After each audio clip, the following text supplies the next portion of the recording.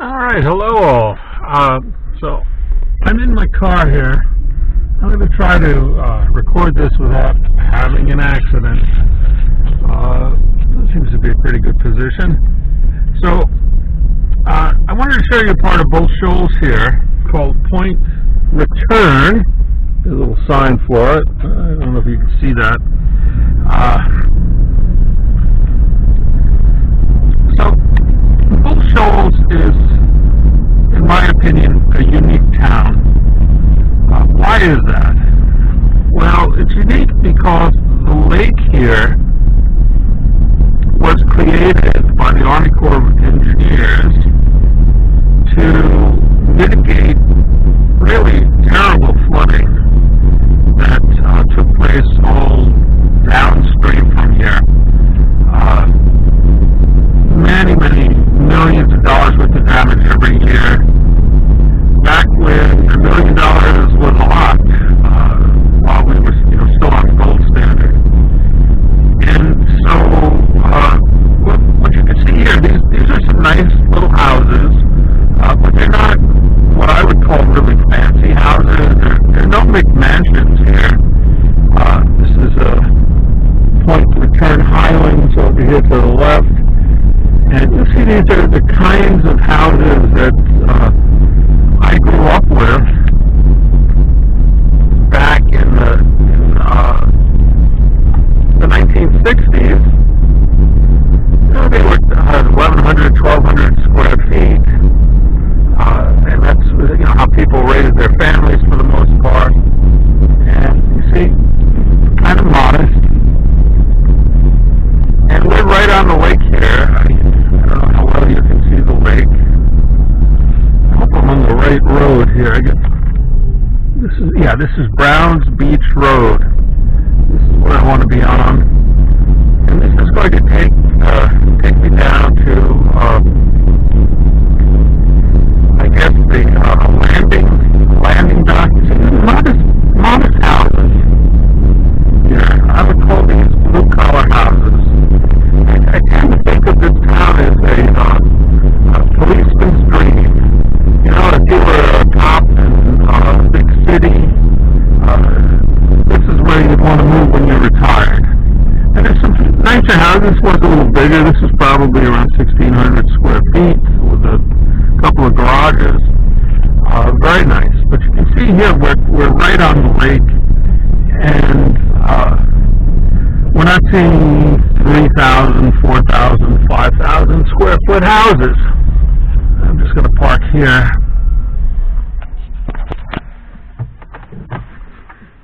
And power down.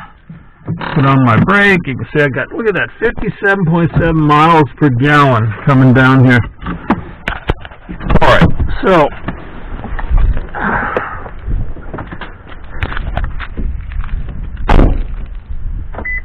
just come down here and take a quick look at the lake. So this is a large lake. This is 45,000 acres of lake, and I don't know how many miles it goes. I think it goes 50 or 60 miles long. So of course it's not that wide, but it's quite long. It's quite beautiful. And I want you to take note of the fact that when you look across to the other side, you don't see any houses. So normally, when you have lakefront property, it gets purchased by wealthy people, and their houses go on, and you have private. The whole lake tends to be surrounded by private property, and that's not the case here at all. This lake is owned and managed by the Army Corps of Engineers, and consequently they do not allow people to build on it. Now, I think there are some exceptions that were made.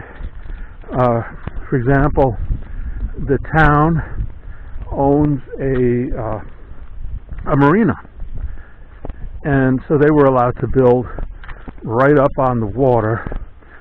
There's another thing to notice here, and that's if you look across here, you'll see that the tree line is probably about 20 feet above the water line. And the reason that's the case is that this lake was created for a specific reason, to manage flooding.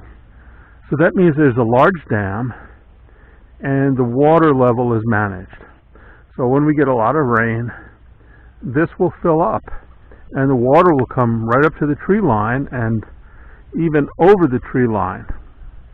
And then as circumstances allow, the water will be let out into the White River.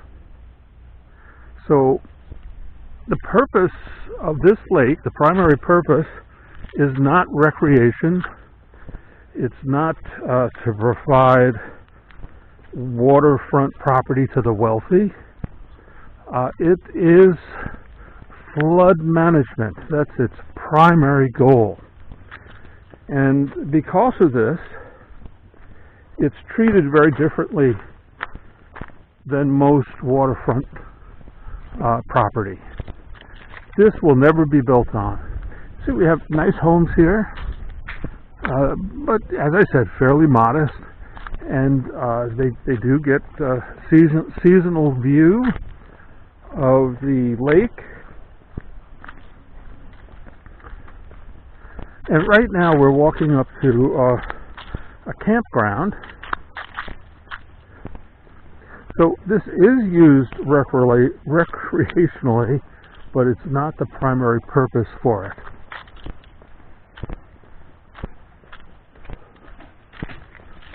Oh, there's some branches falling.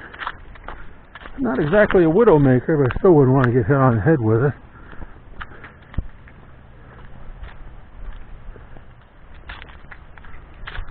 So I think that's a rather beautiful view. It's quite wild here.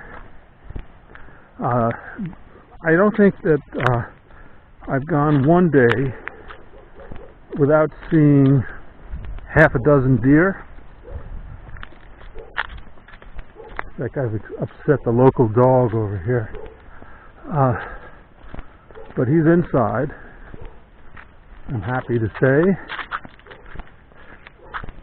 So you can see little homes, and this campground, which is currently closed. You can't camp in here right now.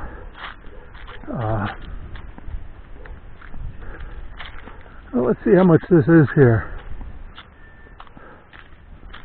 So it's $12 a day and you pay right there. So that's not bad. If you set up a tent, it's $3 a day, and you just put your money in the little slot there. I understand this campground is not very popular, and that's because there are no services other than a restroom. So you can't get electricity or running water into your camper. But you know, depends on what the main purpose of camping is for you.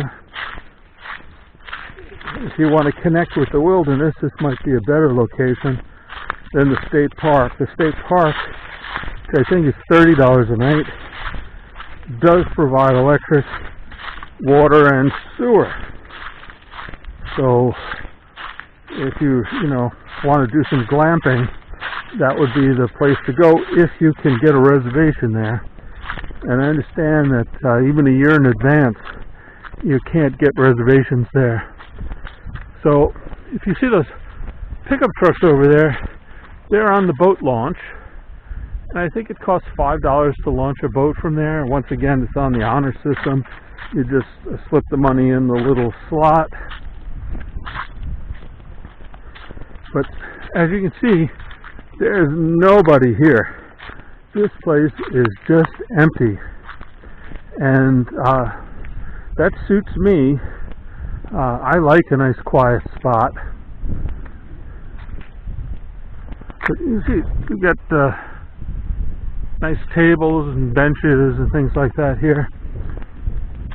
Nice place for a picnic. And we'll be at Browns Beach in a minute, which is a pebbly beach